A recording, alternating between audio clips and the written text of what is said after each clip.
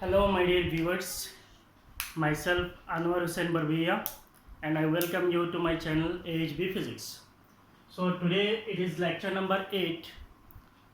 It is on electric potential and capacitance. So we have already gone through 7 lectures. So this is the 8th lecture. So today we are going to study electrostatics of conductors. So electrostatics of conductors, sometimes we call it as behavior of conductors in electrostatic field. Behaviour of conductors in electrostatic field means conductors कैसे behave करता है electrostatic field में।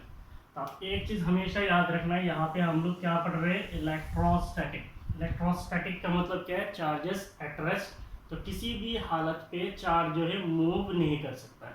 अगर charge move करेगा तो आपका electrostatic का जो फंडामेंटल प्रिंसिपल है वही वायलेट हो जाएगा। So there should not be any movement of charges. So हमारा जो आज का लेक्चर है इसमें हम लोग एक्चुअली टोटल 6 पॉइंट्स में से पढ़ेंगे। तो पहला पॉइंट जो है, inside a conductor electrostatic field is zero. Total ऐसे 6 पॉइंट्स में पढ़ेंगे। ये जो 6 पॉइंट्स है, हर एक पॉइंट जो है आपका एग्जाम के लिए बहुत इंपॉर्टेंट है। इसका एक्सप्लेनेशन आता है, मीन्स वाई। जैसे मान लीजिए inside a conductor electrostatic field is zero, तो आपको क्वेश्चन ऐसे पूछ सकता है, why electrostatic field inside a conductor is zero, like this. 6 points है, ये 6 पॉइंट इंपॉर्टेंट है। अच्छी तरीके से क्लास को सुनना और समझना, ठीक है। सबसे पहला चीज़ है, inside a conductor electrostatic field is zero, means किसी भी कंडक्टर के अंदर पे इलेक्ट्रोस्टैटिक फील्ड जो है वो जीरो होता है। तो हम लोग अभी यहाँ पे बात करेंगे कंडक्टर्स का। तो कंडक्टर्स क्या क्या हो सकता है। कंडक्टर्स बेसिकली हम लोग जानते हैं मेटेलिक कंडक्टर्स होता है। तो मेटेलिक कंडक्टर्स पे क्या होता है, मेटेलिक कंडक्टर्स पे फ्री इलेक्ट्रॉन्स होते हैं। फ्री इलेक्ट्रॉन्स जो बाउंड इलेक्ट्रॉन्स नहीं होते। There are some electrons which are bound electrons which are tightly hold by the nucleus, and there are some electrons which are free means they cannot jump out of the metal, they can move interior to the conductor, means they are free from the atoms to move inside the metal। उनको हम लोग क्या बोलते हैं, free electrons बोलते हैं। So for metallic conductors, free electrons are the current periods, or we can say charge periods। For electrolytic conductors, both positive and negative ions are the current periods। And there is one more class of conductor that is called semiconductor. So we'll study in detail about semiconductors in unit 9. Now whatever our discussion here is, our discussion is completely based on metallic conductors। So inside a conductor electrostatic field is zero, means किसी भी conductor के अंदर पे electrostatic field जो होता है वो क्या होता है, जीरो होता है। Now if we consider a conductor which is neutral, अगर हम लोग बोलते हैं कोई एक कंडक्टर है वो न्यूट्रल है। न्यूट्रल है इसका मतलब क्या है, उसके अंदर चार्ज नहीं है, ऐसा है क्या। ए कंडक्टर इज न्यूट्रल। कंडक्टर तभी न्यूट्रल होता है जब उसके अंदर equal amount of positive and negative charge होता है। हमेशा याद रखना, कोई कंडक्टर न्यूट्रल है इसका मतलब उसके अंदर चार्ज नहीं है, ऐसा नहीं है। उसके अंदर equal amount of positive and negative charge होता है, इसीलिए वो न्यूट्रल है। अगर हम बोलते कोई एक कंडक्टर चार्ज्ड है, तो चार्ज्ड है इसका मतलब क्या है, either it should be positively charged और it should be negatively charged. तो एक साथ तो एक कंडक्टर पॉजिटिव भी है नेगेटिव भी, ऐसा नहीं हो सकता है ना। मान लीजिए मेरा कोई एक कंडक्टर है, तो इसके सरफेस में पॉजिटिव चार्ज नेगेटिव चार्ज सब है, इसको एक साथ बोलेंगे कि it is positively and negatively charge, नहीं बोल सकते। It is either positively charge और it is negative charge. If it the positive charges dominates the negative charge, the overall charge of this body will become positive, तो उसको हम लोग बोलेंगे positively charge. If the negative charges dominates the positive charges, then the overall charge of this conductor will become negative, so we call it as negatively charged conductor। So suppose we have a conductor, मान लीजिए हमारे पास कोई एक conductor है। Conductor का shape and size की कोई ज़रूरत नहीं है, एनी शेप ऑफ कंडक्टर है। मान लीजिए यहाँ पे कोई एक एक्सटर्नल इलेक्ट्रिक फील्ड है, there is an external electric field in which we have placed this conductor. इस कंडक्टर को हमने किसी एक एक्सटर्नल इलेक्ट्रिक फील्ड के अंदर डाला है। नाउ ये कंडक्टर है, तो इसका मतलब इसके अंदर क्या है, फ्री चार्जेस होगा। अगर इलेक्ट्रिक फील्ड का डायरेक्शन ऐसा है, इसका मतलब ये साइड में क्या है, पॉजिटिव है, ये साइड में क्या है, नेगेटिव है। तो इस कंडक्टर के अंदर जो है, ये कंडक्टर जो है इसके अंदर जो है फ्री चार्ज होगा। जो फ्री चार्ज है, बेसिकली कौन से चार्जेस फ्री होते हैं, basically electrons are free to move, तो इलेक्ट्रॉन जो है वो फ्री होंगे।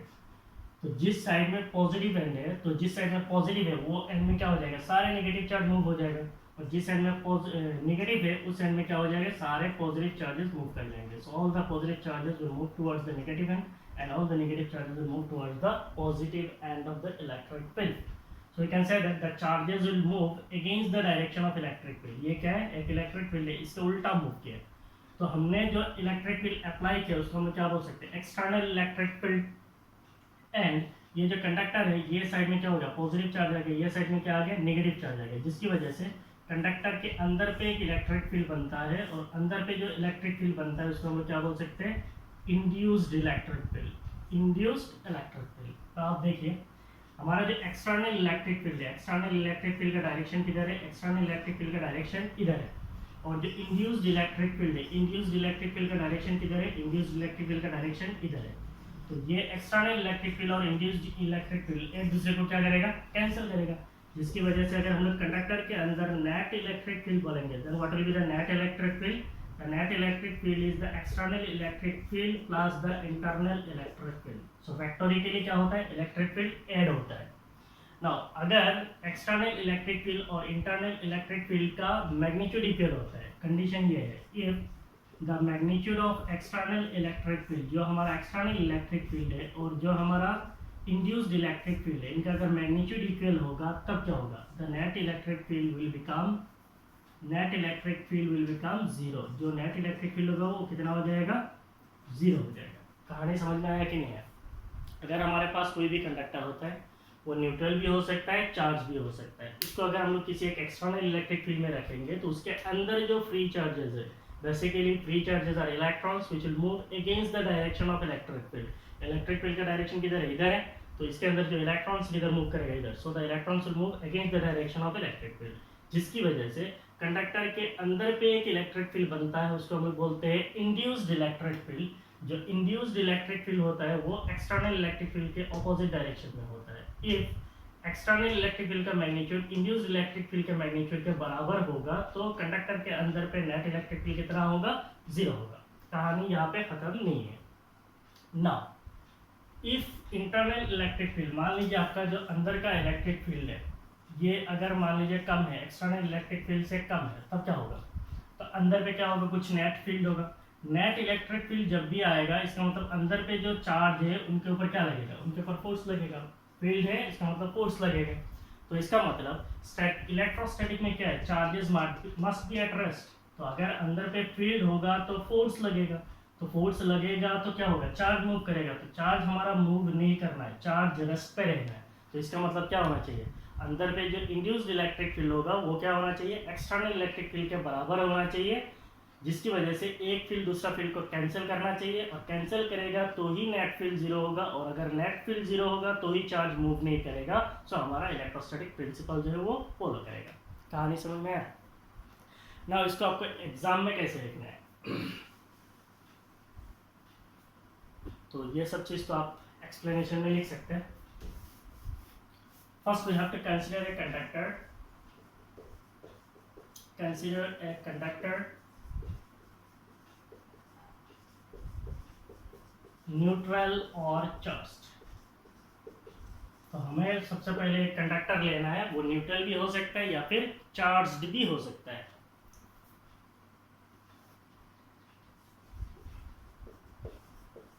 Consider a conductor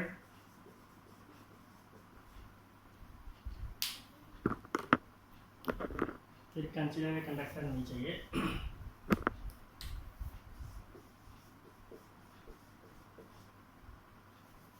Suppose the conductor is placed in an external electric field, in an external electric field. Suppose the conductor is placed in an external electric field. Say the external electric field is E external vector. The free charges in the conductor, the free charges, what is the free charges? Basically the free charges are electrons per conductor. So the free charges, suppose the conductor is placed in an external electric field, E external vector, the free charges or the electrons are drifted. Drifted का मतलब क्या है, move भी बोल सकते हैं। are drifted or moved in a direction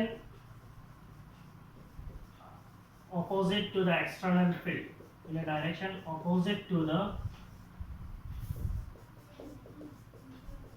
external field.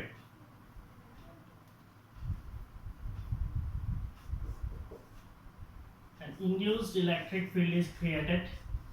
An induced electric field is created inside the conductor. An induced electric field is created inside the conductor. आप उसके ऊपर लिख लीजिए, मैं इरेज करने वाला हूँ.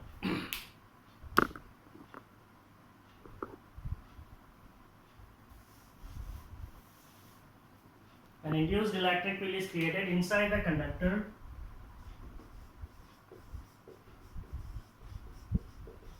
in a direction opposite to the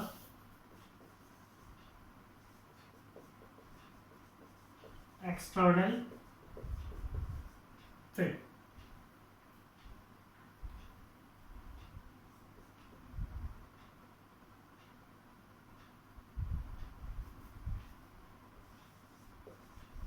Equal in magnitude.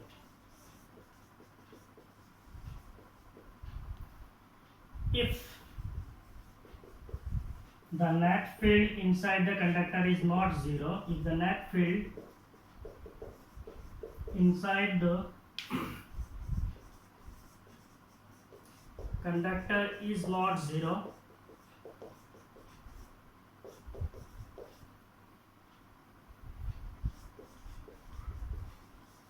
the charges would experience force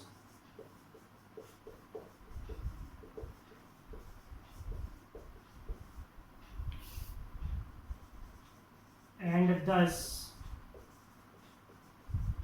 move. तो हमने क्या लिखा है? कंसीडर ए कंडक्टर, न्यूट्रल और चार्ज. हमने एक कंडक्टर लिया, वो न्यूट्रल भी हो सकता है, चार्ज भी हो सकता है. Suppose the conductor is placed in an external electric field. हमने उसको एक एक्सटर्नल इलेक्ट्रिक फील्ड के अंदर डाला है. The free charges are directed और move in a direction opposite to the external field. जो फ्री चार्ज होगा वो ऑपोजिट मूव करेगा. किधर? एक्सटर्नल इलेक्ट्रिक फील्ड के उल्टा. एक्सटर्नल फील्ड इधर है, इलेक्ट्रॉन इधर मूव करेगा. An induced electric field is created inside the conductor. तो कंडक्टर के अंदर पे एक इलेक्ट्रिक फील्ड क्रिएट होगा. वो कौन सा डायरेक्शन में होगा? In a direction opposite to the created inside the conductor. In a direction opposite to the external field. जो external field है उसके उल्टा induced electric field क्रिएट होगा. Equal in magnitude. If the net field inside the conductor is not zero, अगर conductor के अंदर पे net field zero नहीं होगा, the charges would experience force. जो चार्ज होगा उनके अंदर क्या होगा? फोर्स लगेगा. फोर्स लगेगा क्या होगा? And thus move. आपका चार्ज जो है मूव करेगा. Thus net field inside conductor must be zero. Thus net field inside conductor, net field inside conductor must be zero. इसलिए आपका कंडक्टर के अंदर पे नेट फील्ड क्या होना चाहिए? हमेशा जीरो होना चाहिए. लिख लीजिए.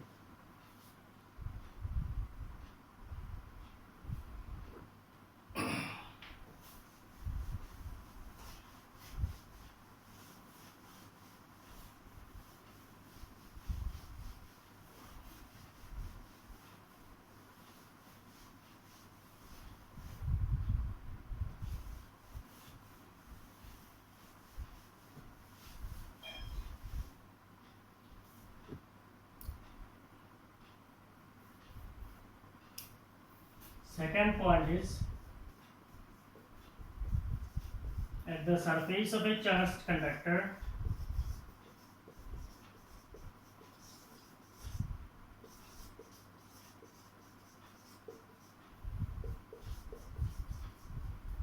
at the surface of a charged conductor,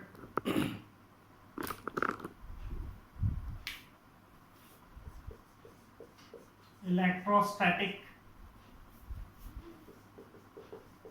field must be normal to the surface at every point. At the surface of a charged conductor, electrostatic field must be normal to the surface at every point. What does it mean? इसको हम लोगों ने equipotential surface में भी पढ़ा था. At the surface, at every point on the equipotential surface, the electric field must be normal to the surface. Same explanation यहाँ पे भी आपका valid है. Now suppose at the surface of a charged conductor, कोई भी अगर conductor charge है, उसके जो सरफेस होगा, electrostatic field must be normal to the surface at every point. उस कंडक्टर के सरफेस पे हर एक पॉइंट पे इलेक्ट्रोस्टैटिक फील्ड कैसा होना चाहिए? नॉर्मल होना चाहिए, परपेंडिकुलर होना चाहिए.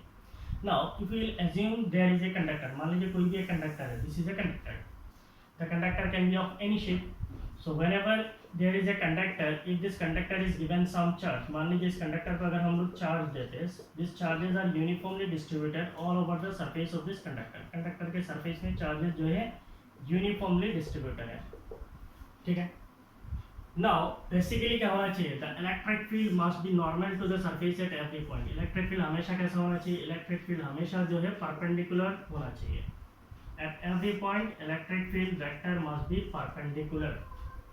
नाउ मान लीजिए यहाँ पे किसी एक पॉइंट पे इलेक्ट्रिक फील्ड परपेंडिकुलर नहीं है. इलेक्ट्रिक फील्ड कैसा है? इलेक्ट्रिक फील्ड वेक्टर ऐसा है. लेकिन होना कैसे चाहिए था? इलेक्ट्रिक फील्ड ऐसे परपेंडिकुलर होना चाहिए था. तो इसका मतलब ये एक एंगल बनाएगा, suppose that angle is theta. ना इस पॉइंट पे अगर हम लोग बोलेंगे इलेक्ट्रिक फील्ड जो है इसका दो कंपोनेंट हो जाएगा. एक हो जाएगा इस डायरेक्शन में, इसको हम लोग क्या बोलेंगे? E cos theta. और एक दूसरा हो जाएगा इस डायरेक्शन में, इसको हम लोग क्या बोलेंगे? ई साइन थीटा. एक हो गया ई कॉस थीटा और दूसरा परपेंडिकुलर कंपोनेंट को हम लोग क्या बोलेंगे? ई साइन थीटा. ना आप देखिए ये जो ई साइन थीटा ये क्या करेगा? ये पॉजिटिव चार्ज के लिए है. तो ये पॉजिटिव चार्ज, इस पॉजिटिव चार्ज का ये फील्ड का जो कंपोनेंट है ये क्या करेगा? इसके पास वाले जो चार्ज है उसको क्या करेगा? फोर्स देगा. तो ये कंपोनेंट की वजह से पास में जो चार्जेस है उनके ऊपर क्या लगेगा? फोर्स लगेगा. और अगर फोर्स लगेगा तो आपका इलेक्ट्रोस्टैटिक फोर्स लगेगा तो चार्ज मूव करेगा. और अगर चार्ज मूव करेगा तो आपका इलेक्ट्रोस्टैटिक जो प्रिंसिपल है वही क्या हो जाएगा? वायलेट हो जाएगा. हमें पता है कंडक्टर है तो इसके अंदर नेट फील्ड तो जीरो है. कंडक्टर है इसके अंदर पे नेट इलेक्ट्रिक फील्ड कितना है? जीरो है. तो ये हमारा क्या है? एक चार्ज्ड कंडक्टर है. This is A charged conductor. Charge conductor पे सरफेस में हमेशा इलेक्ट्रिक फील्ड क्या होना चाहिए? परपेंडिकुलर होना चाहिए. अगर नहीं होता है, मान लीजिए इसको एक्सप्लेन करने के लिए इलेक्ट्रिक फील्ड नॉर्मल नहीं है तो ये क्या करेगा? एक एंगल बनाएगा, say that angle is theta. उसको हम लोग दो कंपोनेंट में रिजोल्व कर सकते हैं. एक है ई कॉस थीटा, दूसरा है ई साइन थीटा. ई साइन थीटा कंपोनेंट की वजह से क्या होगा? फोर्स लगेगा जो बाकी चार्जेस है उनके ऊपर, जिसकी वजह से क्या होगा? चार्ज मूव करेगा. और अगर चार्ज मूव करता है तो आपका इलेक्ट्रोस्टैटिक प्रिंसिपल जो है वायलेट हो जाएगा. तो इसका मतलब इलेक्ट्रिक फील्ड कभी भी कंपोनेंट के साथ नहीं होता है. इलेक्ट्रिक फील्ड हमेशा क्या होता है? परपेंडिकुलर टू द सरफेस होता है. तो इसका रीजन आप क्या लिखेंगे? What is the reason? तो आपको क्वेश्चन में ऐसा पूछ सकता है, why electrostatic field must be normal to the surface of conductor at every point बोल के पूछ सकते हैं. So E vector must be normal to the surface at every point. Electric field जो है वो हमेशा क्या होना चाहिए? नॉर्मल होना चाहिए. E vector must be normal to the surface at every point. Electric field should and must be perpendicular to the surface at every point. If E vector were not normal,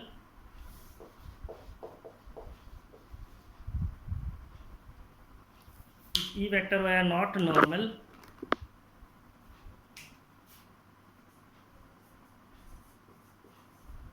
it would have component electric field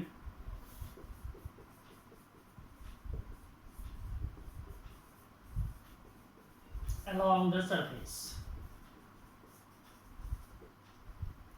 E vector must be normal to the surface at every point. Electric field जो है हमेशा क्या होना चाहिए? Perpendicular होना चाहिए. If E vector were not normal, अगर electric field normal नहीं होता है, it would have component electric field along the surface. इससे क्या आएगा? component electric field आएगा along the surface.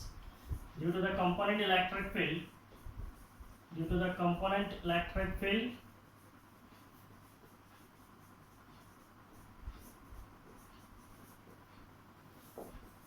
the charges on the surface of conductor, the charges on the surface of conductor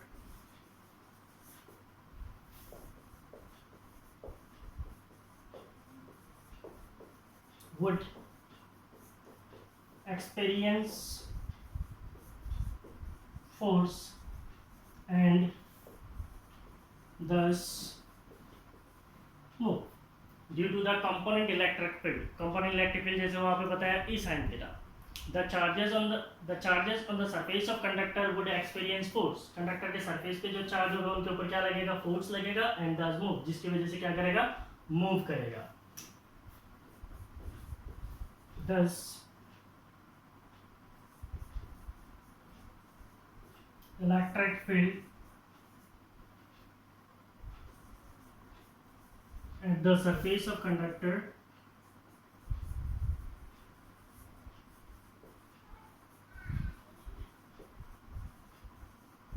must be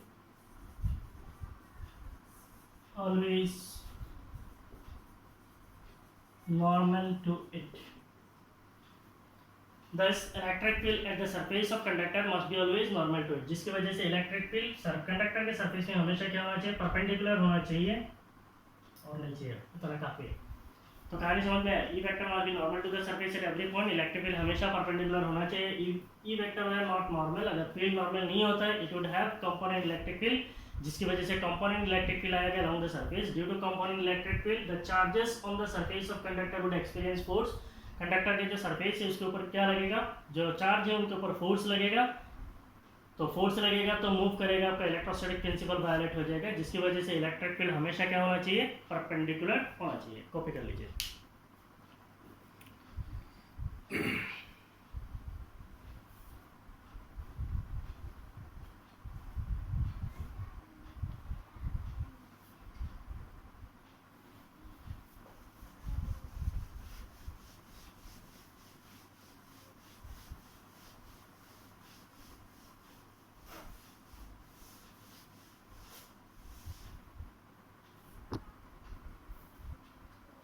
जो हमारा third point है,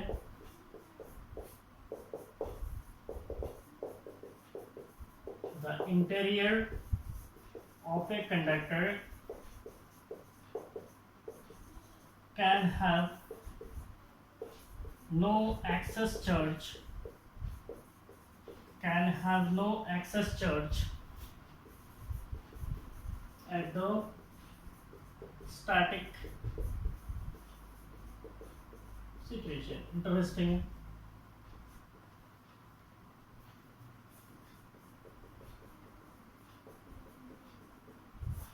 The interior of a conductor can have no excess charge at the static situation. तो हमने पहले भी बहुत जगह पे इस्तेमाल किया है कि कंडक्टर के अंदर पे कोई भी चार्ज नहीं होता है.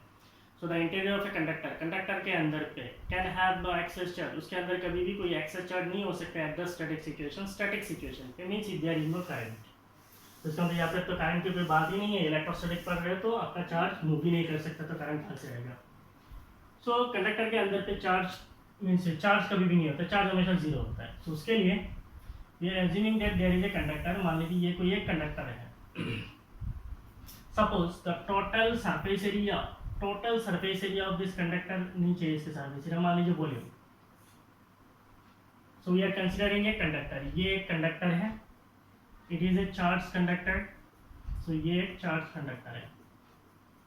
अगर कोई भी कंडक्टर चार्ज होता है तो वहाँ पे क्या होता है, the charges are always at the surface of conductor. Charge हमेशा कहाँ पे होता है, कंडक्टर के सरफेस पे होता है. चार्ज कभी भी अंदर नहीं होता है. अब अंदर नहीं होता है उसको प्रूफ करना है. तो मान लीजिए इसके ऊपर जो टोटल चार्ज है, the total charge is Q. Conductor के ऊपर हमने टोटल चार्ज कितना दिया है, Q.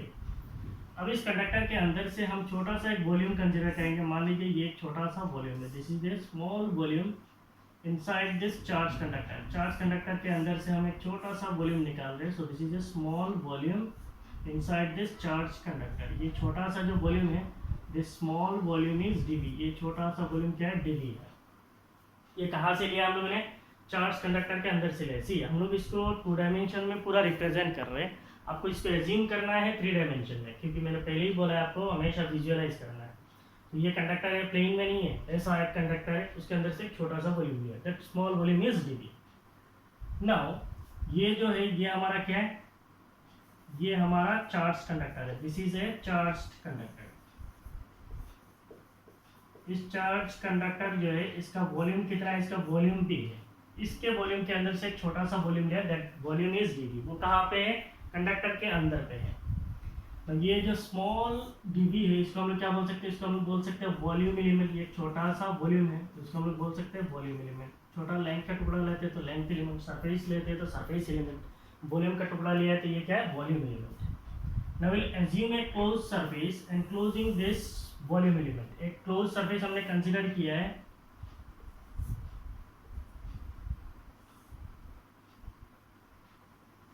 so this is a closed surface enclosing this volume। मान लीजिए कोई एक कंडक्टर है, उसके सरफेस में चार्ज है, उसके अंदर से छोटा सा वॉल्यूम लिया है, उसके ऊपर एक क्लोज सरफेस लिया है। So what is that close surface, जो क्लोज सरफेस लेते हैं वो बेसिकली हम लोग क्यों ले रहे हैं, this is a closed Gaussian surface. ये क्लोज्ड गॉसियन सरफेस है,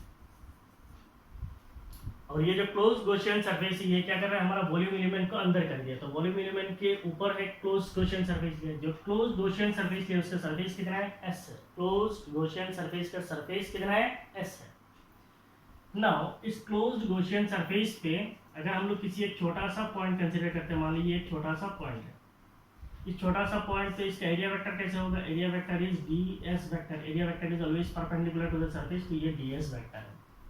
और ये जो मेरा क्लोज्ड गॉसियन सरफेस है इसके अंदर इलेक्ट्रिक फील्ड कितना होगा, इसके अंदर इलेक्ट्रिक फील्ड जीरो होगा, क्योंकि हम लोगों ने पहले ही पढ़ा है electric field inside the charge conductor is zero. तो इसका मतलब इस गॉसियन सरफेस के अंदर कोई भी इलेक्ट्रिक फील्ड नहीं होगा। अब इलेक्ट्रिक फील्ड अगर नहीं होता है तो हम लोग गॉस लॉ इस्तेमाल कर सकते हैं। What is Gauss law, Gauss law is flux. Flux is equal to क्या है, it is surface integral E vector dot del s vector. Del s नहीं, ये क्या है, डी एस लेंगे, डी एस लिया तो डी एस वेक्टर है। तो ये टोटल इलेक्ट्रिक फ्लक्स क्या हो जाएगा, surface integral E vector dot D S vector is equal to क्या होता है, चार्ज एनक्लोज्ड। तो charge enclosed is q divided by epsilon naught. ठीक है। नाउ कंडक्टर जो है इसका जो इलेक्ट्रिक फील्ड है और डी एस वेक्टर है, इलेक्ट्रिक फील्ड तो है ही नहीं और डी एस वेक्टर सरफेस पे है, तो इलेक्ट्रिक फील्ड अगर नहीं है इसका मतलब ये कितना हो जाएगा, जीरो हो जाएगा, क्योंकि E D S vector, E vector dot D S vector कितना आता है, E vector dot D S vector तोड़ेंगे तो आएगा E D S cos theta. E खुद जीरो है, इसका मतलब ये फ्लक्स कितना है, फ्लक्स इज जीरो। अगर फ्लक्स जीरो है इसका मतलब, अगर फ्लक्स जीरो है इसका मतलब चार्ज कितना है, चार्ज भी जीरो है। So there is no flux coming out of this Gaussian surface, so there is no charge in enclosed by the Gaussian surface. अगर गॉसियन सरफेस के अंदर ही चार्ज नहीं है तो वॉल्यूम एलिमेंट के अंदर चार्ज कहाँ से आएगा। इसका मतलब कंडक्टर के अंदर पे आप कोई भी वॉल्यूम ले लो, ये तो मैंने बहुत बड़ा करके लिया है, छोटा से छोटा एंड बड़ा से बड़ा। कंडक्टर के अंदर पे कोई भी अगर वॉल्यूम ले लो, उस वॉल्यूम में आपको कहीं पे भी कोई भी चार्ज नजर नहीं आएगा। तो कंडक्टर के अंदर पे चार्ज नहीं होता है, उसको आपको लिखना है।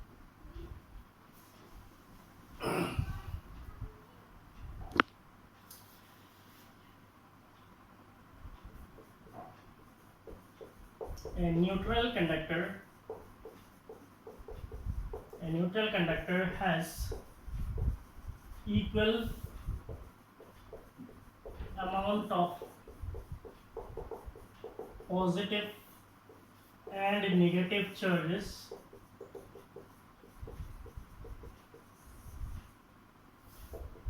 in it. A neutral conductor has equal amount of positive and negative charges in it. Consider a small volume element. Small volume element is dV. Consider a small volume element dV of a charged conductor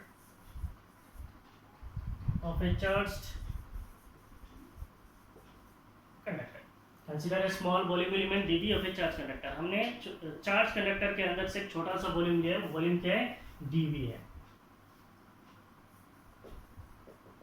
Consider a Gaussian surface. Consider a Gaussian surface. Gaussian surface का हम लोग S मान लेते हैं। Gaussian surface is S enclosing the volume element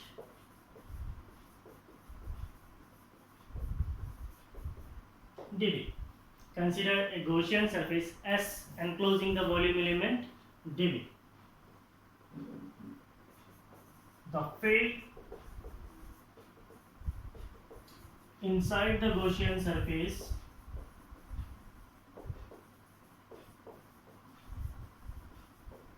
is 0. अब जो Gaussian surface हमने लिया है उसके अंदर इलेक्ट्रिक फील्ड कितना है? 0 है. The field inside the Gaussian surface is 0. Now if we use Gauss law, by using Gauss law, the flux through Gaussian surfaces, the flux through Gaussian surface is, by using Gauss law, the flux through Gaussian surfaces. अगर हम Gauss law का use करेंगे तो Gaussian surface से flux कितना निकलेगा? Suppose that flux is phi e, electric flux है. It is equal to surface integral of E vector dot ds vector. छोटा ds लिया ds एलिमेंट के लिए तो E vector dot ds vector है. And it is equal to क्या होता है? Charge divided by epsilon naught, q by epsilon naught है. And it should be equal to 0. ये 0 क्यों होगा? क्योंकि हमें पता है इलेक्ट्रिक फील्ड का मैग्नीट्यूड कितना है? 0 है. Therefore q is equal to 0. इसके लिए आपका चार्ज कितना है? 0 है. So you can conclude that the interior of a conductor have no excess charge at the static situation. तो आप खुद लिख लेंगे. Thus the interior of a charged conductor have no excess charge at the static situation. कहानी समझ में आया? A neutral conductor has equal amount of positive negative charges in it. कोई भी neutral conductor होता है उसके अंदर पॉजिटिव और नेगेटिव चार्ज जो है इक्वल अमाउंट पे होता है. Consider a small volume element dv of A charge conductor. एक चार्ज कंडक्टर लिया उसके अंदर से एक छोटा सा वॉल्यूम लिया, वो वॉल्यूम है dv. Consider a Gaussian surface s enclosing the volume element dv. हमने एक गॉसियन सरफेस लिया है s और वो क्या कर रहा है? हमारा छोटा सा वॉल्यूम एलिमेंट जो है उसको क्या कर रहा है? एनक्लोज कर रहा है, मींस उसको अंदर रख रहा है. The field inside the Gaussian surface is 0. Gaussian surface के अंदर फील्ड 0 होगा. पहले ही हम लोगों ने पढ़ा कंडक्टर के अंदर पे फील्ड 0 होता है. By using Gauss law, the flux through the Gaussian surfaces, Gauss law को यूज करके फ्लक्स अगर निकालेंगे, what will be the flux? This is your flux. It is equal to 0 while electric field is 0. Electric field अगर 0 है तो charge कितना है? 0. Flux 0 है तो चार्ज कितना है? 0. ठीक है? So this is your third point. Note down.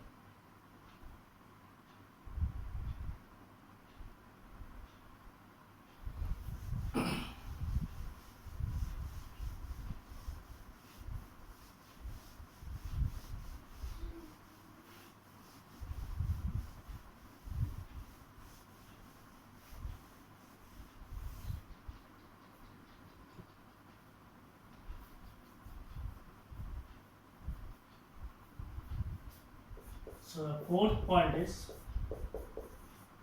the electrostatic potential. The electrostatic potential is constant throughout the volume of conductor.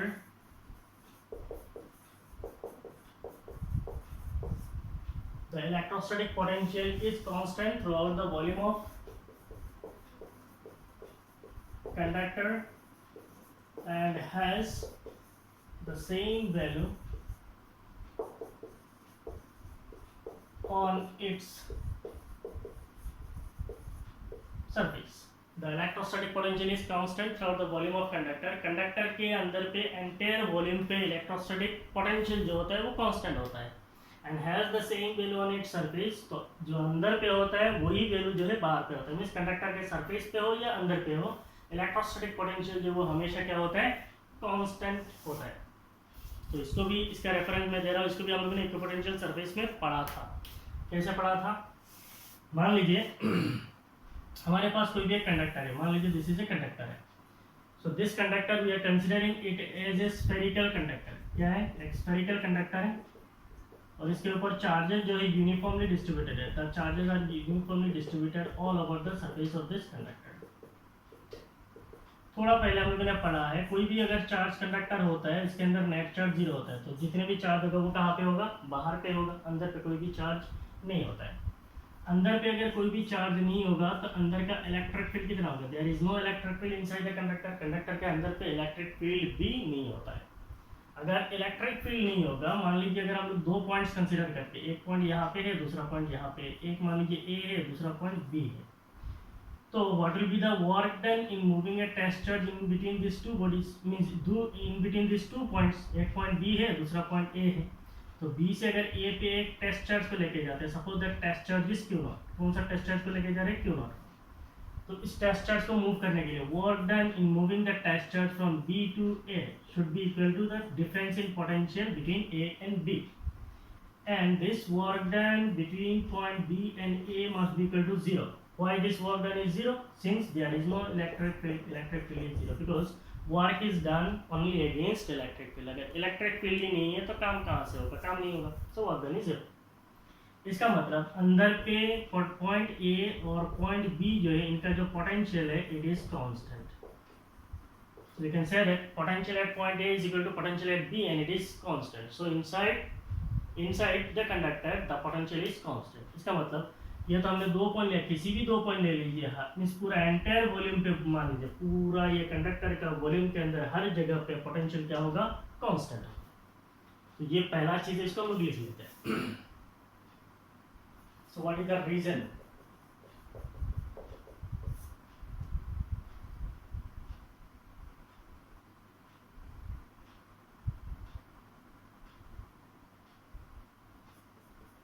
No excess charge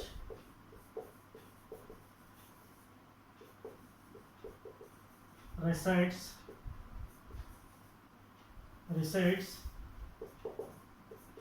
interior to conductor. No excess charge charges लिख लीजिए, no excess charges resides interior to conductor. Conductor पे अगर कोई भी access charge देते हैं वो अंदर पे कभी भी नहीं रहता है। The charges or the excess charges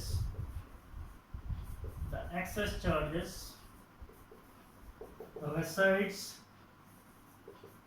at the surface of conductor. The excess charges resides at the surface of conductor. जो भी excess charge होता है वो हमेशा कहाँ पे होता है, कंडक्टर के सरफेस पे होता है। The electric field inside the conductor is 0. The electric field inside the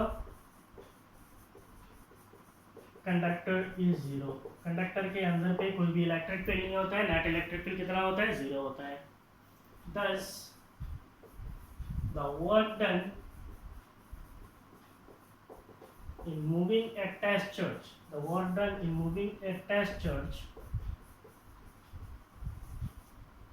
in between any 2 points,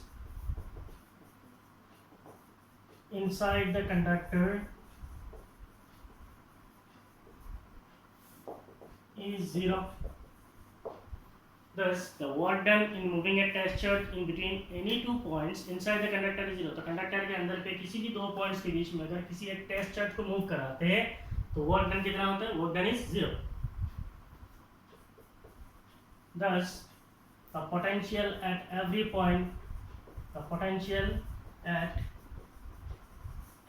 point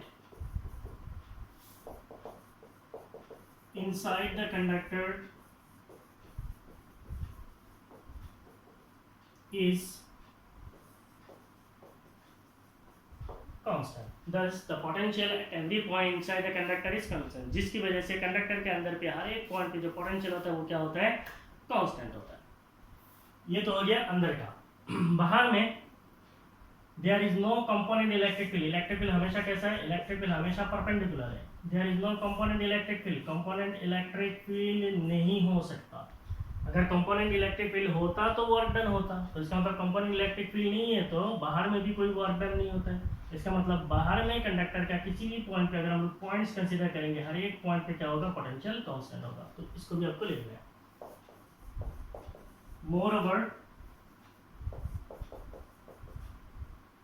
moreover E vector cannot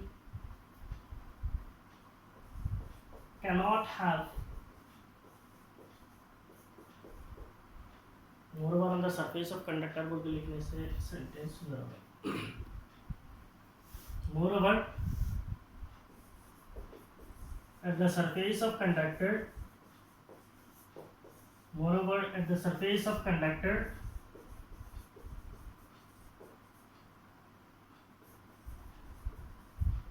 there is no component field.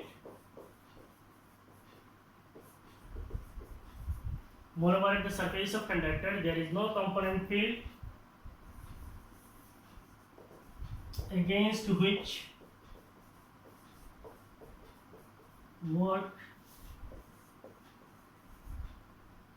works need to be done. ये पूरा theoretical है, अच्छी तरीके से समझे. Moreover, at the surface of conductor, conductor के surface पे there is no component electric field, component electric field नहीं होता है. Against which works need to be done, जिसके against पे work done करना पड़े. इसका मतलब thus work done in moving a test charge, work done in moving a test charge over the surface of conductor, work done in moving a test charge over the surface of conductor is 0. तो component electric field नहीं होता, इसका मतलब surface पे भी किसी एक charge को अगर मूव करेंगे तो कोई भी वर्क डन नहीं होता है. So we can finally conclude thus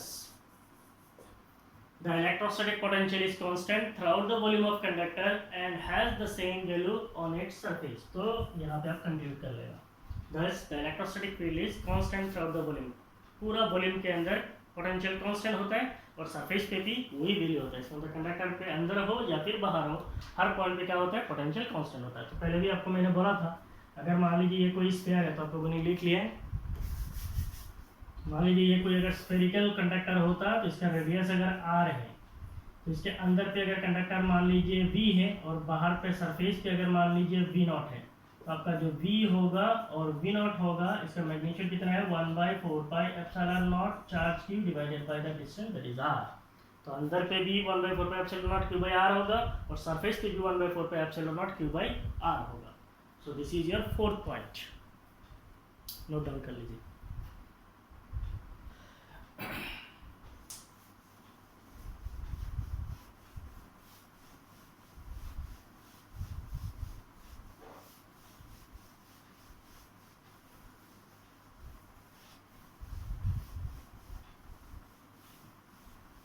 ये तो हो गया 4 पॉइंट. अभी हम लोग और 2 पॉइंट पढ़ेंगे. ये दोनों point exam point of view बहुत ज़्यादा इंपॉर्टेंट है. So the fifth point is electric field at the surface of charged conductor. Electric field at the surface of charged conductor is E vector is equal to sigma divided by epsilon naught n cap. Electric field at the surface of charged conductor is E vector equal to sigma by epsilon naught n cap. तो आपको question में से आ सकता है show that electric field at the surface of charge conductor is this बोल के. तो ये बेसिकली एक प्रूफ है. इसके लिए हम लोग क्या करेंगे, will now consider a conductor. मान लीजिए कोई भी एक शेप का कंडक्टर है, रेगुलर हो इरेगुलर हो, कोई भी शेप का चलता है. So we are taking a conductor. ये एक कंडक्टर है, can be of any shape ना. अगर हम लोग बोलते हैं ये कोई कंडक्टर है तो ये बेसिकली क्या है, हम लोग इसको अंदर मान लेते हैं. ऐसा नहीं है, ये बेसिकली क्या है, सरफेस ऑफ कंडक्टर है. So this is basically the surface of conductor है. तो ये कंडक्टर का शेप कुछ भी हो सकता है. So this is the surface of conductor. अब ये जो कंडक्टर है, ये कंडक्टर का सरफेस है, तो इसका एक सरफेस चार्ज डेंसिटी होगा. सपोज सरफेस चार्ज, तो इसको थोड़ा बड़ा करके भी लिख सकते हैं. So this is basically our surface of conductor. This is the surface of conductor. और यहाँ पे जो है सरफेस चार्ज डेंसिटी जो है, surface charge density is sigma. Conductor है, सरफेस चार्ज डेंसिटी कितना है, सिग्मा है. तो मान लीजिए ये जो कंडक्टर है, इसके ऊपर अगर हम लोग चार्जेस को यूनिफॉर्मली डिस्ट्रीब्यूट करते हैं. Suppose the charges are uniformly distributed all over the surface of conductor. इस कंडक्टर के सरफेस पे अगर हम लोग चार्जेस को यूनिफॉर्मली डिस्ट्रीब्यूट कर देते हैं, तो हम लोग जब भी बोलते हैं charge distribution means homogeneous charge distribution और यूनिफॉर्म चार्ज डिस्ट्रीब्यूशन और इसका हम लोग बोलते हैं यूनिफॉर्म चार्ज डिस्ट्रीब्यूशन। इसका मतलब charge per unit area must be same. तो चार्ज जो है यूनिफॉर्मली डिस्ट्रीब्यूटेड है। अगर चार्ज यूनिफॉर्मली डिस्ट्रीब्यूट होगा, हमारा नॉन यूनिफॉर्म डिस्ट्रीब्यूशन का यहाँ पे एनालिसिस नहीं है, यूनिफॉर्मली चार्ज डिस्ट्रीब्यूटेड है। तो एक सरफेस लिया, वो हो गया सरफेस ऑफ कंडक्टर, उसका सरफेस चार्ज डेंसिटी कितना है, सिग्मा है। इसको अच्छी तरीके से समझिए। Now we have to consider a small area element. मान लीजिए यहाँ से अगर एक छोटा सा एरिया एलिमेंट लेते, ये सरफेस ऑफ कंडक्टर से एक छोटा सा एरिया लिया है, मान लीजिए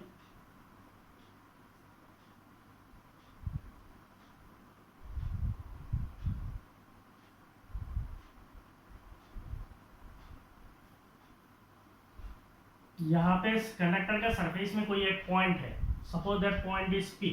इसको मैं थोड़ा बड़ा करके यहाँ पे आपको दिखा रहा हूँ। ये मान लीजिए मेरा कंडक्टर का सरफेस है, this is the surface of conductor, this is the surface of conductor. ये कंडक्टर का सरफेस है। ये जो चीज है इसको हम लोग बोलते हैं pill box. This is A pill box, PILL pill BOX, pill box. ये एक शॉर्ट सिलेंडर है, this is basically A short cylinder. Short cylinder, ये पिल बॉक्स जो है ये छोटा सा सिलेंडर के रूप में है, और ये हमारा गॉसियन सरफेस है, this is our Gaussian surface. ये कंडक्टर है, यहाँ से एक छोटा सा सिलेंडर लिया, उसको बोलते हैं पिल बॉक्स। ये छोटा सा सिलेंडर है, इसका शॉर्ट सिलेंडर है, ये छोटा सा सिलेंडर हो गया, गॉसियन सरफेस है। तो यही हमारा क्या है, गॉसियन सरफेस है अबाउट एनी पॉइंट पी। तो मान लीजिए यहाँ पे कोई एक पॉइंट है, दैट पॉइंट इज पी। अब ये अगर कंडक्टर का सरफेस है, तो कंडक्टर का सरफेस पे क्या होता है, चार्ज यूनिफॉर्मली डिस्ट्रीब्यूट होता है। चार्ज ऐसे कंडक्टर के सरफेस पे होगा। भाई इस पॉइंट से अगर इलेक्ट्रिक फील्ड बोलेंगे तो इलेक्ट्रिक फील्ड कैसा होता है, electric field is always radially outward. इस पॉइंट से इलेक्ट्रिक फील्ड किधर जाएगा, बाहर की तरफ जाएगा। अब ये अगर कंडक्टर का सरफेस है, तो हमें ऐसे एज्यूम करना है, ये जो हमारा पिल बॉक्स है, इसका आधा हिस्सा बाहर है और आधा हिस्सा अंदर है। You have to assume that this pill box is partly inside and partly outside. इसका कुछ हिस्सा बाहर है और आधा हिस्सा अंदर है, आधा हिस्सा बाहर है, आधा हिस्सा अंदर है। अब ये जो सिलेंडर है, इसको मैंने इतना बड़ा करके ड्रॉ किया, बट यहाँ पे ये जो सिलेंडर का हाइट है, दिस शुड बी प्रैक्टिकली और you can say negligible, it's height must be negligible. अगर हाइट आएगा तो ये एनालिसिस नहीं चलेगा। यहाँ पे क्या है, हाइट मस्ट बी नेग्लिजिबल है। तो इसको बड़ा करके दिखा रहा हूँ ओनली आपको समझने के लिए, ठीक है। सो उसके आगे जो भी आएगा मैं आपको बताते जाऊंगा। आप पहले इतना लिख लीजिए, ठीक है। उसके बाद मुझे इरेज करना पड़ेगा क्योंकि ये डेरिवेशन है। हो गया।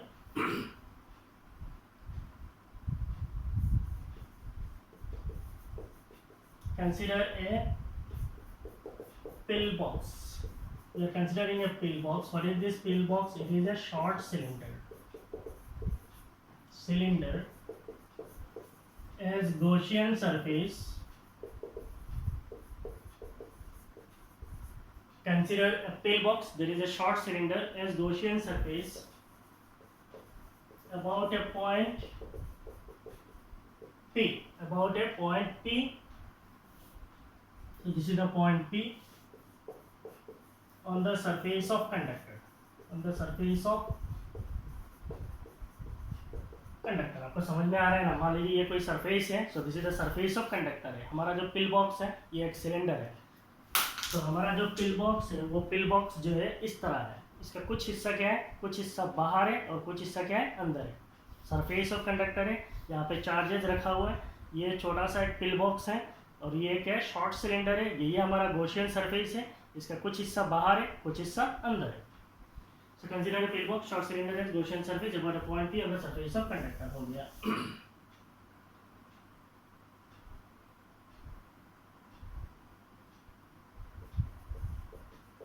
Part of pill box is outside the surface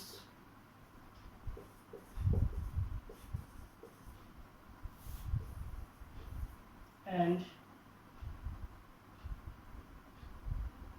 part of pill box is outside the surface and the part is inside it. तो ये जो पिल बॉक्स है इसका एक हिस्सा बाहर की तरफ है और एक हिस्सा जो है अंदर की तरफ है।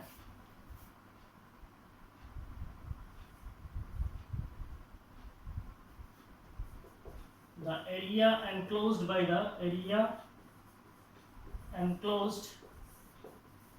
the pillbox is Dallas. Area enclosed by the pillbox is Dallas,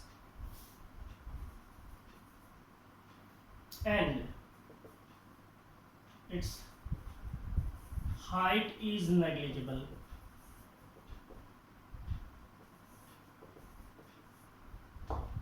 The area enclosed by the pillbox is Dallas. जो पिलबॉक्स एरिया को कवर करता है वो एरिया कितना है, डैलस है। मीन्स ये जो एरिया है पिलबॉक्स का एरिया, मीन्स ये जो सरफेस का एरिया है ये एरिया कितना है, डैलस है। इसका मतलब ये जो पिलबॉक्स पूरा सरफेस, अगर मानते हैं पूरा सरफेस जो है वो एस है, पूरा सरफेस कितना है, एस है, तो पिलबॉक्स का जो सरफेस है वो पिलबॉक्स का सरफेस कितना है, डैलस है। The surface enclosed by the pillbox is Dallas and the height of this pillbox is negligible. ये जो पिलबॉक्स है इसका हाइट जो है बिल्कुल नेग्लिजिबल है।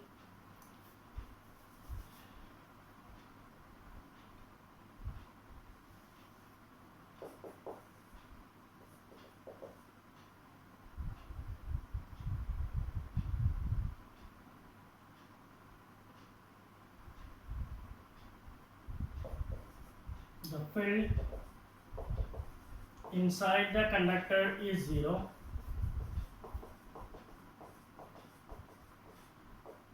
The field inside the conductor is 0. तो ये मेरा कंडक्टर का सरफेस है, इसके अंदर पे इलेक्ट्रिक फील्ड कितना है, 0 है। अंदर पे इलेक्ट्रिक फील्ड 0 है, इसका मतलब अंदर वाला जो हिस्सा है वहां से कोई फ्लक्स आएगा, there will not be any electric flux through the inner area of cross section. ये मेरा जो अंदर वाला ये जो क्रॉस सेक्शन, ये मेरा कौन सा एरिया ऑफ क्रॉस सेक्शन है, this is the inner area of cross section. ये पिलबॉक्स का अंदर वाला हिस्सा है और ये कहाँ पे, इनसाइड द कंडक्टर है, ये कंडक्टर के अंदर पे है।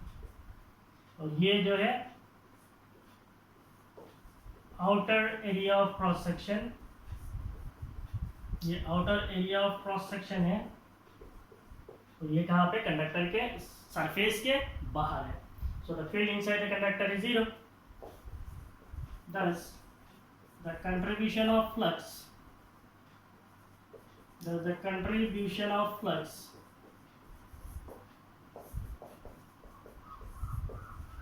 due to inner area of cross section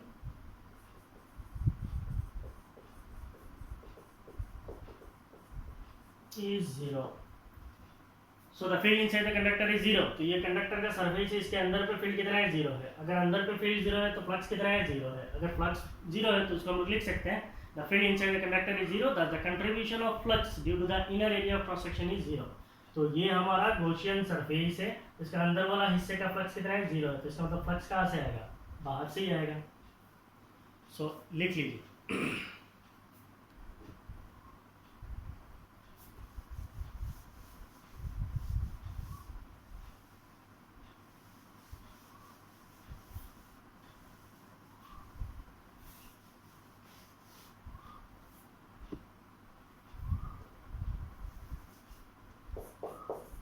thus the flux through Gaussian surface is only due to outer area of cross section. The flux through Gaussian surface is only due to the outer area of cross section. तो Gaussian surface का अंदर वाला से कोई flux नहीं निकलेगा, flux कहाँ से निकलेगा, खाली बाहर से निकलेगा। पॉइंट पी में अगर आप इलेक्ट्रिक फील्ड का डायरेक्शन देंगे तो आपका इलेक्ट्रिक फील्ड कैसे होगा, electric field will be perpendicular, that is electric field is normal to the surface. So what will be the charged, what is the charge enclosed by the Gaussian surface, charge enclosed by the Gaussian surface is तो अगर मान लीजिए ये पूरा जो surface है, इस पूरा सरफेस पे चार्ज कितना है, क्यू है। ये पूरा कंडक्टर का सरफेस पे चार्ज कितना है, क्यू है। पूरा कंडक्टर का सरफेस से जो फ्लक्स निकल रहा है वो फ्लक्स कितना है, मान लो पाई। पूरा कंडक्टर का सरफेस से फ्लक्स कितना निकल रहा है, पूरा कंडक्टर का जो सरफेस है उससे फ्लक्स जो निकल रहा है, फ्लक्स इज पाई। और पूरा कंडक्टर का सरफेस का जो चार्ज है वो कितना है, क्यू। तो ये जो मेरा गॉसियन सरफेस है, छोटा सा सरफेस है, इसका जो चार्ज होगा वो कितना होगा, छोटा charge, that is d Q. तो ये जो मेरा गॉसियन सरफेस है, इसका जो चार्ज होगा वो कितना होगा, इसका चार्ज होगा डी क्यू। ये सरफेस डी एस हो गया, ये पॉइंट पी। तो ये छोटा सा सरफेस है, that small surface is del s. Del s दिया है या डी एस दिया है, डेल डी होगा डी एस। और इसका छोटा चार्ज होगा कितना होगा, d q. So the charge enclosed by the Gaussian surface is, अगर हम बोलते हैं that small charge is d q, so d q will be equal to, we know that surface charge density sigma is charge per unit area. तो यहाँ पे area, total area कितना है, S है, तो it is Q by S. तो अगर हम लोग सिग्मा छोटा चार्ज के लिए अगर बोलेंगे, so it is d q. छोटा एरिया अगर हम लोग बोलेंगे, then it is d s. तो डी क्यू क्या हो जाएगा, sigma D S. So d q is equal to sigma into d S. So this is the charge enclosed by the Gaussian surface. ये जो हमारा छोटा सा गॉसियन सरफेस, इसका चार्ज कितना है, डी क्यू है, और ये डी क्यू कितना है, सिग्मा डी एस है।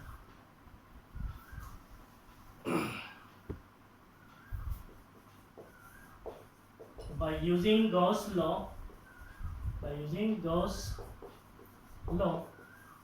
the flux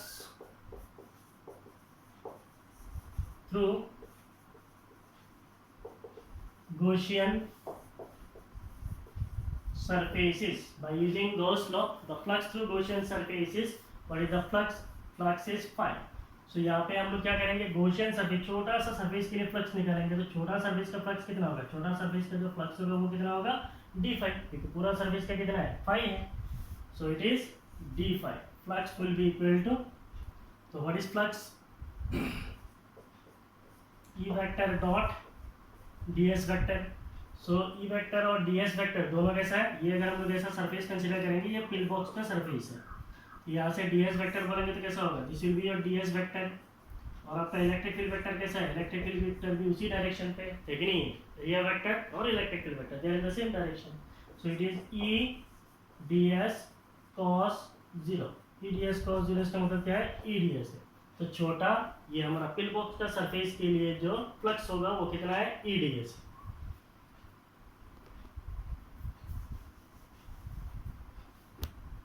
इसका मतलब the flux is d phi, it is equal to e ds, and the flux is given as charge divided by epsilon naught। तो ये क्या होगा, small charge divided by epsilon not, क्योंकि हम छोटा सरफेस के लिए बोल रहे हैं तो small charge by epsilon not. तो इसको हम क्या लिख सकते हैं, फ्लक्स थ्रू गॉसियन सरफेस हो गया। तो हम लोग लिख सकते हैं E D S is equal to, ये स्ट्रक्चर ये स्मॉल फ्लक्स निकाल दी, E D S. So flux equal to E D S है, D equal to D Q by epsilon.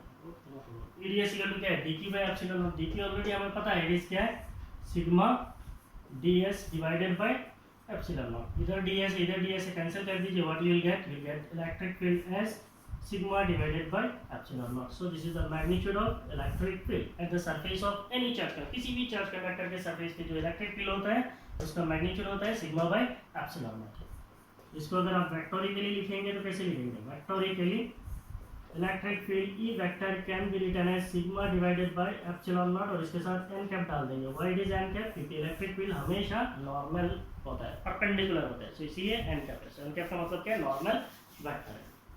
So this is about the electric field at the surface of charge conductor। तो आगे से आप कभी भी numerical करेंगे, कुछ भी करेंगे, the electric field at the surface of charge conductor is always sigma divided by epsilon naught है, ठीक है। So this is your 5th point, note down कर लीजिए।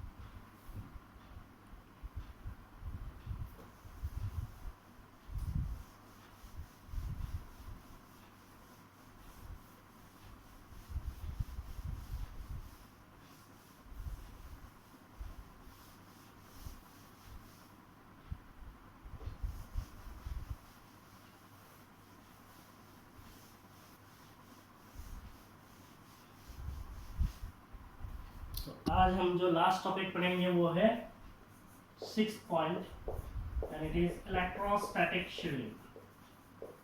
Electrostatic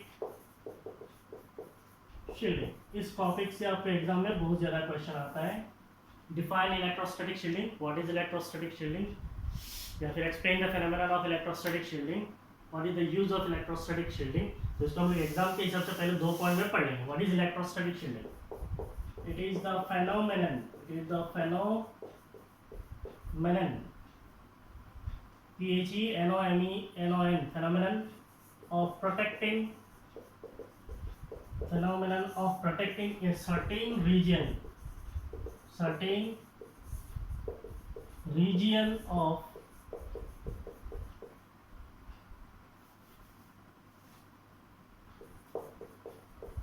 space. The phenomenon of protecting a certain region of space free from external electric field. The phenomenon of protecting a certain region of space free from external electric field is called electrostatic shielding. Electrostatic shielding. The phenomenon of protecting a certain region of space free from external electric field is called electrostatic shielding. Means ये एक phenomenon है। क्या कौन सा phenomenon है? Protecting a certain region of space from external electric field is called electrostatic shielding. सीधा आप समझ लीजिए, मैं हूँ, मेरा पेट के अंदर मेरा स्टमक है, इसके अंदर क्या है? इसके अंदर बहुत सारा सामान है कि नहीं? वो सारे जो है मेरा बाहर का जो स्किन है वो क्या कर रहा है? प्रोटेक्ट कर रहा है। तो इसका मतलब मेरा सामान को जो प्रोटेक्ट कर रहा है इसको क्या कर रहा है? शील्ड कर रहा है। शील्ड का मतलब क्या है? प्रोटेक्ट करना। तो अंदर का सामान को कौन प्रोटेक्ट कर रहा है? बाहर का स्किन। तो वैसे ही the phenomenon of protecting a certain region of space, किसी स्पेस का कोई एक रीजन को free from external electric field, बाहर का इलेक्ट्रिक फील्ड से बचाने का जो तरीका होता है उसको कहा जाता है electrostatic shield. What is the uses or what is the use of electrostatic shielding? So this phenomenon is used in protecting the sensitive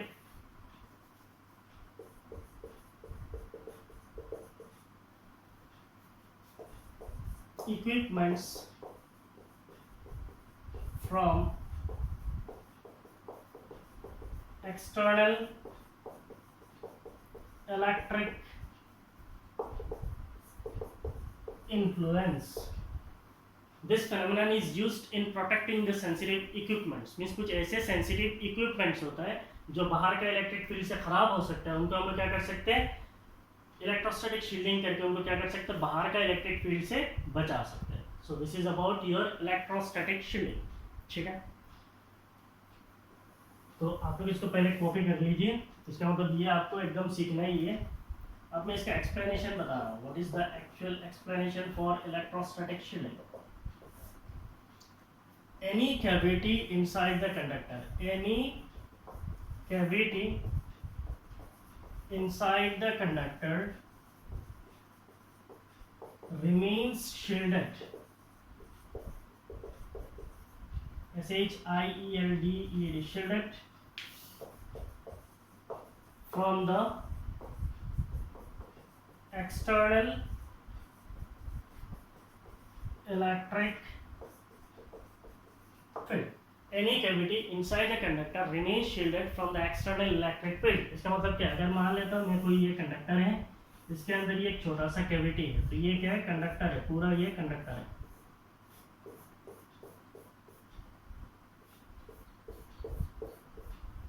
अब इस कंडक्टर के अंदर ये मेरा कोई एक conductor, it is any conductor. अब इस कंडक्टर के अंदर से खाली जगह जो लेते हैं, कंडक्टर के अंदर जो खाली जगह है उस खाली जगह को क्या कहा जाता है? इस खाली जगह को कहा जाता है कैविटी। इसको हम क्या बोलते हैं? कैविटी। मींस ये खाली जगह को क्या बोलते हैं? कैविटी बोलते हैं।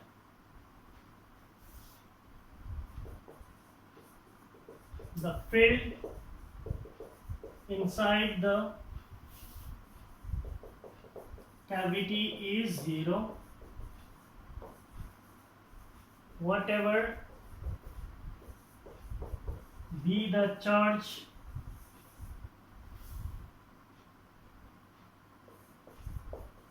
on the conductor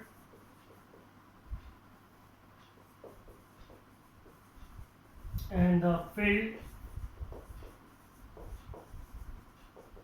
outside it. The field inside the cavity is zero. तो जो हमारा कैविटी होता है, खाली जगह होता है, कैविटी का मतलब क्या है, खाली जगह। कंडक्टर है, इसके अंदर एक छोटा सा खाली जगह है, उस खाली जगह पे इलेक्ट्रिक फील्ड कितना होता है, जीरो होता है। The field inside the cavity is zero whatever be the charge on the conductor and the field outside it. तो कंडक्टर के ऊपर में आप कितना भी चार्ज दे दो या फिर कंडक्टर के ऊपर में आप कितना भी इलेक्ट्रिक फील्ड दे दो, अंदर पे इलेक्ट्रिक फील्ड कभी नहीं होगा। अंदर का इलेक्ट्रिक फील्ड हमेशा क्या होता है, जीरो होता है। So the field inside the cavity is zero whatever be the charge on the conductor and the field outside it.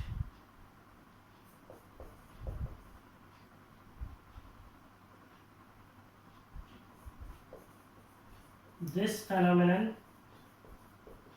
is called electrostatic shielding. इसी phenomenon का हम लोग क्या बोलते हैं, electrostatic shielding phenomenon बोलते हैं। ठीक है, this phenomenon is called electrostatic shielding। इसी phenomenon को हम लोग electrostatic shielding phenomenon बोलते हैं। ठीक है, so this is all about your today's class। तो आज के क्लास में हमने क्या पढ़ा है, electrostatics of conductor। तो इस electrostatics of conductor को अभी हम लोग समराइज करेंगे एक फिगर के ऊपर।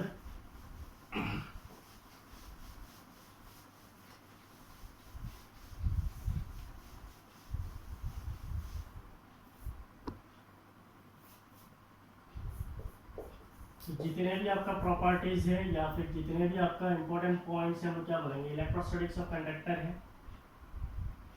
उनको हम एक फिगर में ही रिप्रेजेंट कर लेते हैं। मान लीजिए हमारे पास कोई एक कंडक्टर है, there is any conductor and it can be of any shape. ये एक कंडक्टर है, इसका शेप कुछ भी हो सकता है, it can be of any shape. इस कंडक्टर के अंदर से मैंने एक छोटा सा कैविटी लिया है, ये एक छोटा सा कैविटी, ये क्या खाली जगह है। सो व्हाट इज दिस, ये मेरा एक कंडक्टर है, ये पूरा एक कंडक्टर है, इसके अंदर ये जो है ये खाली जगह है। So this is A charged conductor है, और ये जो है ये क्या है, ये हो गया कैविटी। ये मेरा चार्ज कंडक्टर है, इसको हम लोग होलो कंडक्टर भी बोलते हैं। ये होलो कंडक्टर क्यों है, क्योंकि ये अंदर से खोखला है, होलो कंडक्टर है। या फिर इसको हम लोग क्या बोलते हैं,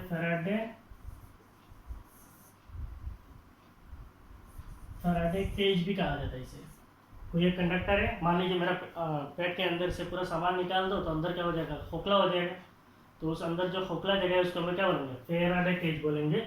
और मेरा जो वही इसको पूरा बॉडी को क्या बोलेंगे, चार्ज कंडक्टर है। मीन्स अंदर से अगर कोई एक कैविटी खाली जगह ले ले तो उसको हम क्या बोलते हैं, हॉलो कंडक्टर बोलते हैं, उसको हम फैराडे केज भी बोलते हैं। And this is our charge conductor. Now इसके ऊपर मान लीजिए ये साइड में सारे नेगेटिव चार्जेस आ गया, तो हम लोग जानते हैं एक्सटर्नल इलेक्ट्रिक फील्ड देने से चार्ज क्या होता है, ओरिएंटेशन होता है। तो जिसकी वजह से एक साइड में सारे नेगेटिव चार्ज आ सकते हैं, और ये साइड में मान लीजिए सारे पॉजिटिव चार्जेस आ गया, all the positive charges are this side. तो अगर पॉजिटिव चार्जेस इधर है तो इधर इलेक्ट्रिक फील्ड कैसा होगा, electric field will be radially outward. Positive charge से इलेक्ट्रिक फील्ड हमेशा कैसा होता है, इलेक्ट्रिक फील्ड हमेशा बाहर की तरफ होता है। So electric field must B radially outward. इस साइड में नेगेटिव चार्जेस है तो इलेक्ट्रिक फील्ड कैसा होगा, electric field must B radially inward. तो हर एक पॉइंट पे आपका इलेक्ट्रिक फील्ड का डायरेक्शन कैसे होगा, इलेक्ट्रिक फील्ड का डायरेक्शन इज रेडियली इनवर्ड। तो आपका इलेक्ट्रिक फील्ड वेक्टर का डायरेक्शन हमेशा कैसा होगा, रेडियली इनवर्ड होगा। तो यहाँ पे surface charge density sigma equal क्या होता है, चार्ज बाई एरिया। तो चार्ज अगर पॉजिटिव होगा तो आपका सिग्मा क्या हो जाएगा, ग्रेटर देन जीरो होगा। तो इसका मतलब चार्ज पॉजिटिव होने से surface charge density greater than zero होता है, और अगर चार्ज नेगेटिव होगा तो सरफेस चार्ज डेंसिटी क्या होगा, लेस देन जीरो होगा। ना ये मेरा कंडक्टर का सरफेस है, जीम कीजिए ये मेरा कंडक्टर का सरफेस है। सी यहाँ पे पेंसिल वगैरह होता तो आपको शेड करके दिखा सकते थे। ये मेरा कंडक्टर का सरफेस है, ठीक है। अब ये अंदर जो है ये खोखला है, ये पूरा कंडक्टर का वॉल्यूम है, और ये अंदर क्या है, खोखला है। तो जहाँ पे खोखला है वहाँ पे तो कोई चार्ज नहीं होगा, क्योंकि कंडक्टर के अंदर पे ही चार्ज नहीं होता है। तो अंदर का कैविटी पे कहाँ से चार्ज आएगा, तो कंडक्टर का जो कैविटी है वहाँ पे इलेक्ट्रिक फील्ड भी कितना होगा, 0 होगा। चार्ज नहीं है तो इलेक्ट्रिक फील्ड कितना होगा, 0 होगा। चार्ज नहीं है तो सरफेस चार्ज डेंसिटी कितना होगा, 0 होगा। तो कंडक्टर के अंदर से छोटा सा कोई वॉल्यूम लेंगे, वहाँ पे वॉल्यूम चार्ज डेंसिटी कितना होगा, 0 होगा। और अंदर पे कंडक्टर का अगर पोटेंशियल बोलते हैं V और सरफेस में पोटेंशियल V0 है, तो सरफेस के और अंदर पे पोटेंशियल क्या होता है, कांस्टेंट होता है। तुमने पढ़ा है कि नहीं पढ़ा है? Electric field must be constant inside the conductor as well as on the surface of conductor.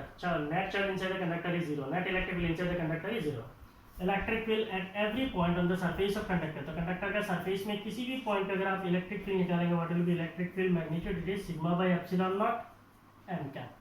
ठीक है, इलेक्ट्रिक फील्ड वेक्टर के लिए अगर बोलेंगे, यहाँ पे भी अगर ले लो, किसी भी जगह पे अगर पॉइंट लेते हो, इलेक्ट्रिक फील्ड कितना होगा, it is sigma divided by epsilon naught क्या आएगा, m cap. So this is your electric field. ना कंडक्टर के अंदर पे मीन्स होलो जगह पे वहाँ पे तो आपका पोटेंशियल कांस्टेंट है। और अगर हम यहाँ पे बोलते हैं तो यहाँ पे भी कितना होगा, V equal to V0 equal to constant, क्योंकि ये भी कंडक्टर के अंदर ही है, सरफेस पे भी वही होगा। सारे चीज आ गया, आगे। सो this is all about your electrostatics of conductor. ठीक है, सो ये बिल्कुल थियोरेटिकल है, कॉन्सेप्चुअल है। आप अच्छी तरीके से पढ़ेंगे तो ही आपको समझ में आएगा, ऐसे रीडिंग मारेंगे आपको कुछ भी समझ में नहीं आएगा। ठीक है, सो पढ़िए। In coming class will meet with dielectrics and polarization, और एक थियोरेटिकल टॉपिक है, इंटरेस्टिंग है, इसकी तरह बिल्कुल इंटरेस्टिंग है। ठीक है, पढ़िए। If you really like my videos please share and subscribe. Thank you, bye bye.